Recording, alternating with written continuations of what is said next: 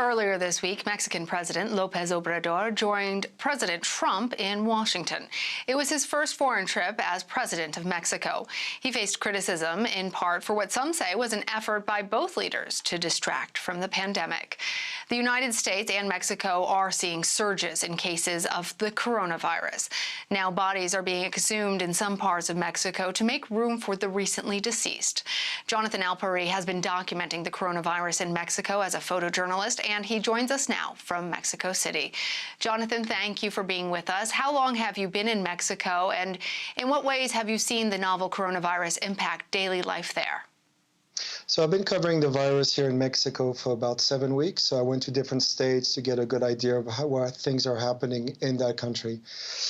It's not always easy to understand what's going on per state, as things do remain a little hidden as the government in Mexico is trying to manage both the economic crisis that's deriving from the coronavirus, and obviously about 10% of its GDP is tourism. So they have to manage both the health system and the economic system. Now in Mexico City, things obviously are a little bit more visual, and I was also in Tijuana covering the virus, and you do have a lot of unreported death from the virus. Well, we understand that the death toll in Mexico has actually become a divisive issue. Can you explain that to our viewers?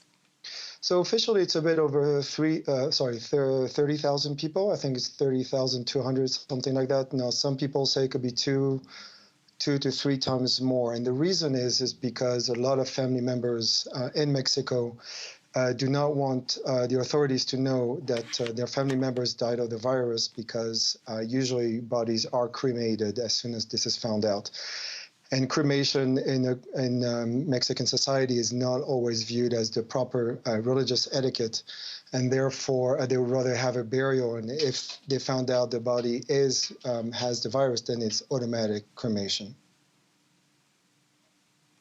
And we see, our viewers rather, see on the screen there some of your really stunning photographs.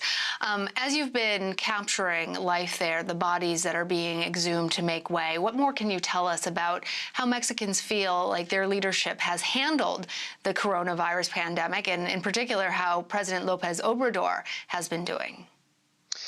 I think there's an overall mistrust of how the government is dealing with this situation, but I think that's also true for most of the countries that have been hit hard by the virus. It's obviously very difficult to try to understand how the governments are dealing with this situation, because one day they say one thing, the other day they say another thing. And I believe the reason is because they are having trouble managing both the health crisis and the economy, because if you deal too much with the health crisis, you will damage your economy significantly and probably for many years to come.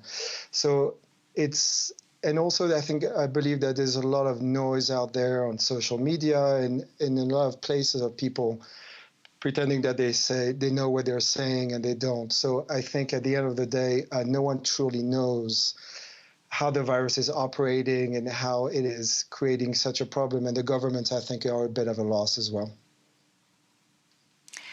Can you tell us more about how funeral customs have changed there amid the pandemic, and how necessary is it for these bodies to be exhumed to make way for new bodies because of the coronavirus pandemic? Is this, it sounds really alarming, and I'm hoping you can explain this a little bit more to our international audience.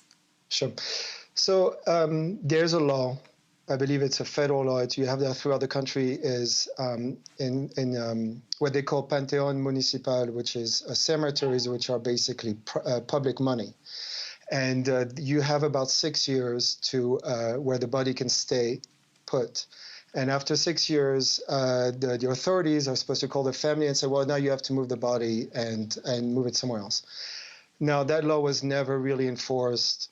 The bodies would remain for decades on end. Now, with the coronavirus, they are now applying this law again and enforcing it, because there's no longer spaces to not only accommodate people who are dying from natural causes or violence or cancer, whatever it might be in a regular time, but now that you have the coronavirus, it adds an extra layer which stretches the system to its limits. So now what they're doing, and the pictures that you're seeing now, is that they are breaking some of these quadrants and they're removing the coffins and the corpses, and they are calling the family and saying, well, you have to deal with it. And if they don't call back, and usually they choose the bodies where families don't deal with it, they will burn the body and they'll replace it with a new one.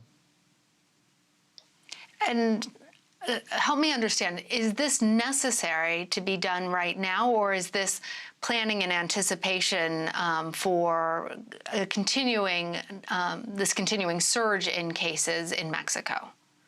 I think it's a little bit of both. I think governments obviously, they have to try to anticipate how things will be. Everybody now is talking about a second wave, but how bad is that second wave going to be? Is the virus going to mutate in more deadly strand? No one truly knows what the next 6 months will hold. But there are enough death in Mexico that are putting a heavy strain on the cemeteries and crematoriums in major cities throughout Mexico, that they do have to resort to using this law in order to make room. And we have seen this firsthand, and it's quite difficult to watch. Well, Jonathan, you've been in many areas of conflict around the world. You've even been kidnapped and held captive in Syria for 81 days. But you say that in Mexico, you were able to witness and document something that was unlike anything else that you had seen, very private moments. What stuck out to you as you've been covering the coronavirus pandemic there? It's an interesting question. Obviously, I come from the Western world, and as a culture, we've moved away from more traditional religious aspects of our daily lives. And in Mexico, you do have a large swath of its population that's very religious and has faith. And for them to bury a body and to have it buried instead of having cremated is a big issue. In the United States or in Europe, I think people might be a little bit more lenient when it comes to that. However, a lot of Mexicans are more traditionalists when it comes to these things, and they really feel this to the core. So to me, that was a very a touching experience in a historical and cultural sense, that Mexico still has, in some ways, at least religiously, how the West once was in the past traditionally. All right, Jonathan Alpeyrie, thank you for sharing your photographs and your experiences with us. Thank you very much for having me.